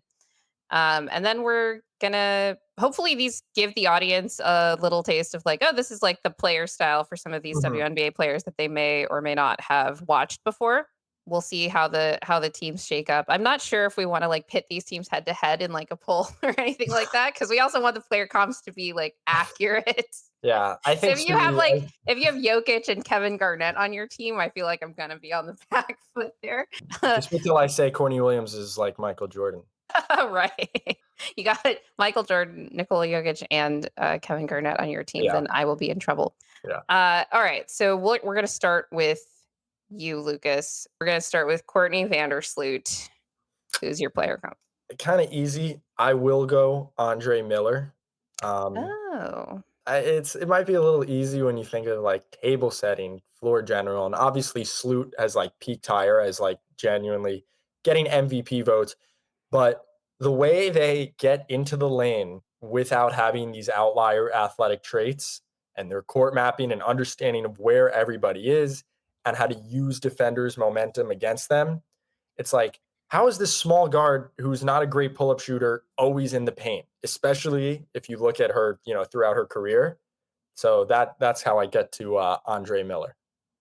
So for Courtney Vandersloot, I went with a more recent comp Mhm. in Jose Alvarado. Oh, nice. Um, just another gamer, gets a lot of like steals both in the backcourt and in the half court as well. Sometimes can be a bit hesitant to shoot, but he comes onto the floor and the entire like tenor of the game can change, or maybe it's just when the Pelicans play the Nuggets. Yeah. And then for Sabrina, I'm gonna go with CJ McCollum because of the three-point shooting, the off the dribble game has a little bit more juice from the perimeter than like say athletic explosion at the rim, but also has evolved into more of a playmaking role as he is Right. also tried to reclaim the glory of the combo guard at this stage in his career. Yeah, no, that makes sense. I do want to go Jamal Murray for Okay, I was Sabrina, thinking about this one too. and you know, there are times where she looks like Steph, but, you can't just pull out Steph and things like that. You gotta reserve his name. But if you imagine kind of the pull-up mid-range shooting for Jamal and his mid-range counters, if you kinda move that back to the three-point line, Right. that or if you just imagine that they're floaters instead of step backs, honestly, the Sabrina comp really presents itself for all the reasons we talked about, where they both have these moments of true, like, off-ball excellence. I actually think that Sabrina could uh, just improve her counters on the inside of the arc when Yeah. she can't get all the way to the rim. Doesn't Mhm. necessarily have that like explosion, but she can exploit defenses a little bit more by going to the step back that I've seen her use a few times over the last couple of weeks, including in big moments. So Yeah, I can see her kind of moving in that direction. So I approve of the comp there. definitely. And her best attribute as a driver is this really strong upper body. So, shoulder into the defender, step back to create space. Yeah, Very yeah. viable And pathway for her. she likes to use her she does have a size advantage often on Yeah. the smaller guards that get put on her. So, I like that. Ooh, Mhm. Sabrina with, like, a post game, that would be really fun, I I think. know. Yeah. Teams do the opposite and like, "Oh, she's bad at defense. We'll, like, isolate her and post her up." It's like, no, like, that's the one thing you can't do because she's really strong. With Stewie, I'll go this is not an NBA comp, but for NBA fans who are gonna watch a lot of him this year, I'll say Cooper Flag. I'll say I Cooper had a Flag. feeling you were gonna go there when you brought him up earlier in the conversation. Kevin Garnett is great. It's a little too easy for me. The motor, the psychotic competitiveness, the secondary rim protection, just being so elite, probably, small ball five, like the modern power forward, um, gonna get a lot of buckets in that short mid-range area just by elevating over people. Uh, there are areas of the floor scoring, and NBA fans might not be as familiar with Cooper Flag, but I'm sure they will get to be this season and in the coming seasons. And so this hopefully Cooper looks like Stewie because that is a Right. high, top 10 player in WNBA history. So we'll see if he lives up to it. But hey, that's you gotta aim for the stars. As long as Cooper Flag goes east, I'm fine. Mm. Fine over here. Okay, for Stewie, this one is actually courtesy of my fiance. He's watching her yesterday with he commented on the motor, like we Mhm. talked about, and all of that. And even on offense, the areas of the floor that she attacks really reminded him of Pascal Siakam. Uh, Oh, I like it. and I was like, oh gosh, that's actually a perfect comp. It's like if streaky shooters sometimes, but then, like, they just like, on the interior, they're a force even when they don't have a real advantage. They're just, like, kind of barreling through. I think that she probably gets to the rim. I like her shot selection just a little bit more than Pascal's. Maybe Yeah, I'm wrong about that. But, yeah, I like Pascal, and when you want him to be your defensive kinda anchor, like, he can do that too, like, happily. He just, like, wants to constantly keep moving on right. the floor. Benija was a little bit tougher for me because you don't really see her archetype of defender at her position that often. Like a lot of the best, like bigger defenders on the wing that aren't quite a power forward are like a Jaden McDaniels type. Or I was even thinking of like Peyton Watson. I'm like, no, her foot speed is just better Right, than those guys. Like right. you said, she's not like ideal guarding down, but I think she would be better at guarding twos than those guys are. Agree. Except like even though we're kind of hoping Peyton Watson can guard some twos this year if he can stop getting his feet twisted up with each other. So I actually wanted to go with Franz Wagner. Okay. I was worried. I was like, I was worried you were gonna take mine, but okay. I wonder. Okay, I'm curious to hear yours now because I had a couple for her. This is almost gonna sound disrespectful to her, and I don't mean it like this, but Andrew Wiggins Oh, okay. evolved from kind of this primary the beginning of their careers are very different. Betnija's, you know, not a number one pick with the hype of Andrew Wiggins.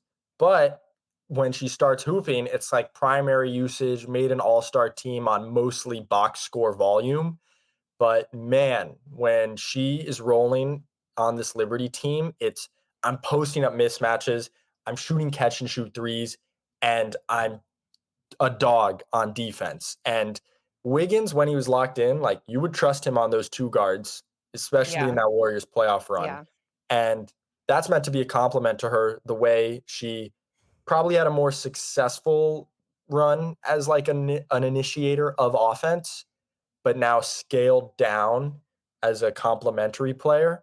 It's like, man, secondary offense when we need it, catch and shoot 3 point, shooting, and can guard, can really use those physical tools to guard. So I went with Andrew Wiggins. yeah. I was thinking more of players with like the right kind of motor because I don't think Wiggins is quite there. But when he is at his peak, I, Right, I right, actually do like the comp right. a lot for her because he does have that like it's like Jaden or Peyton, but like they have like the better foot speed and then also the offensive initiation. No, it's a good one. I was actually thinking more in the vein of like, should I go more actual, just like much further scaled down 3 and D guys like Nikhil Alexander Walker or Dennis Smith Jr. But I like your Wiggins comp better. Mhm. Oh, Napheesa Collier. Let me think about this one. I want. Okay, I'll say it. Aaron Gordon. If you kind of translated the best parts of his Orlando offensive days to Denver, where this kind of four, maybe small ball five, incredible kind of intersection of strength, movement, and like hand-eye coordination.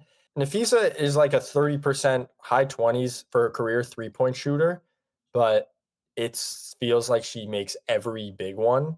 And when the Nuggets are rolling, that's kind of how I feel about Aaron Gordon. The main difference here is probably the passing, but even then, Mm. when Aaron Gordon was handling the point in that Minnesota, I think game 3 or game 4 when they won, he can do it. Like he can slide into primary usage for bits and pieces of a game. We're looking at some similar players here actually because I wrote OG Anunoby if he could stay healthy and be more of a fulcrum. Yeah, and obviously a little more rim protection from Yeah. Nafisa's end. But generally, I like where we're at. Yeah, I think OG probably the worst passer of the 3. Yeah, Um, but maybe has a little bit more like I trust the mid-range shot from him more than Aaron Gordon. yeah, exactly. Oh, this is interesting because you have 3 at one time or another Denver Nuggets on your list. I do, and With Andre Miller. you I have don't think I zero. have What's any. what's going on there? No, all of my Nuggets are unique players. They have no they have no, This is because you comparison. know them more, Yeah. more than I I do. know too That's much Yeah, about that's them. exactly. You're like, no way. Like when Aaron Gordon, drives left, like and does this Right. hyper specific thing, he could never be Nafisa Collier. Alright, so our last player here is Courtney Williams. This is no disrespect to this player, even though I disrespect this player on the regular. Uh-oh. But I had to go with Devin Booker. Okay. I was actually between him and I'll see what you say, and then I'll talk about it more. But I think just the mid range shooting alone, I do think Courtney is a much better playmaker than Devin Booker. But taking on that lead guard role and being comfortable scoring from well lots of different parts of the floor, but really the same area of it. And it's a shot that like everyone's like, oh God, that's going in, isn't it? Yeah. It's shot. You just know it's cash. This is purely an aesthetic comparison. Trey Burke, Trey Burke. that hyper quick crossover screen usage pulling up from 18 to 20, more threes, as they get later on in their careers. Absolute cash. Now for Courtney Williams, it sets up what she's much better at than Trey Burke, which is the passing and the playmaking Right. and getting into the lane. But just sort of this, they are undersized guards, but somehow they're still really long and wiry. Yeah. Um, and the change of direction stuff to get to that pull up, especially when Trey Burke was at Michigan, just beating the first level of defense often. So I'll go with Trey Burke. And I feel like they kind of I need to like watch Trey Burke, which I have not in a long time, understandably, shoot, because I feel like there's some similarities with the way they shoot the ball. But yeah, I will go Trey Burke. This is funny. I kind of went the opposite of what you were worried about with KG and Michael Jordan. Yeah. I'm starting Trey Burke and Andrew Wiggins and somebody who's Well, not even in the NBA you yet. still have Cooper Flag and Jamal Murray. So I do. I think these are pretty like these teams are closer to comparable actually because I got, Pascal and Franz and I recreated the Raptors with Pascal and OG Yeah, actually, just realizing that, but they have a little bit more shooting around them with like CJ and Booker, Devin. so maybe they'd actually like make the playoffs. But thanks for helping our audience understand a bit more about these WNBA teams and these awesome players. I hope anybody listening to this podcast definitely checks out the WNBA playoffs. I really anticipate that they're going to be very interesting, especially with the series when you get to round 2 and on between Yeah. the teams that are at the top of the league right now. Just really high level basketball from everyone there. Lucas, is there anything else that you want to plug for our audience? Any articles you're working on? Any projects that you want people to check out? Not nothing specific. I hope to have, not to, knock on wood, but Aces scout for round 2. I hope to be really good because we've known this is a probable playoff matchup for a while, so I really want to dive into that. That's going to be coming out hopefully in the next couple weeks. But other than that, just continued Liberty coverage on my Twitter, on Nets Daily, where the Nets training camp starting up soon. And yeah, that'll be where all my stuff is. I'm doing some more work with the Nets themselves, Nets film focus type things where we look at players' games and, kind of an X's and O's breakdown for a larger audience. So I got a lot of things coming. And yeah, I'm really happy to have been on. So yeah, thank you. Yeah, and we were really happy to have you. Um, just having somebody who actually covers the teams in depth because I'm really, especially with the WNBA, I have so much less like experience, even like deeply analyzing really any of these games. So I just wanted to make sure Right. that our audience got, the highest possible quality content informative content on everything going on to really do it justice because it is a league that is, really starting to boom in popularity and I think it's awesome that that's the case, but people need to have quality sources of information for Yeah, their WNBA analysis. definitely. And if that Fever Sun matchup comes to light in round 1 and the Fever have a real chance, I think, of Upsetting. then it's really gonna Then we get more Caitlin Cooper games and coverage, and that's going to be good you for said the league. And you but said it's going to Caitlin be, Cooper? or sorry, Caitlin Clark. I always because Caitlin Incredible. Cooper, Oh, yeah, the whole thing. great That writer who covers the Indiana Pacers. only So someone with supreme ball knowledge would make that mistake, I but know. that was That's awesome. good. That I'm was glad that that's the explanation. that's a great Caitlin note to end Clark. on. Yeah, Awesome. All right. Okay. So for everyone listening, over half of you are not subscribed. So if you do like our content, please remember to subscribe, like, share, hit the notification bell, leave us a review on Spotify, Apple Music, Amazon Music, or wherever you get your podcasts. Follow us on Instagram and TikTok at What's in a Game NBA. We have a new clip channel on YouTube, also at What's in a Game NBA Clips. All the links for these socials are in the description. So definitely follow us there. We're trying to grow the channel. And then always remember that winning is fun and losing sucks.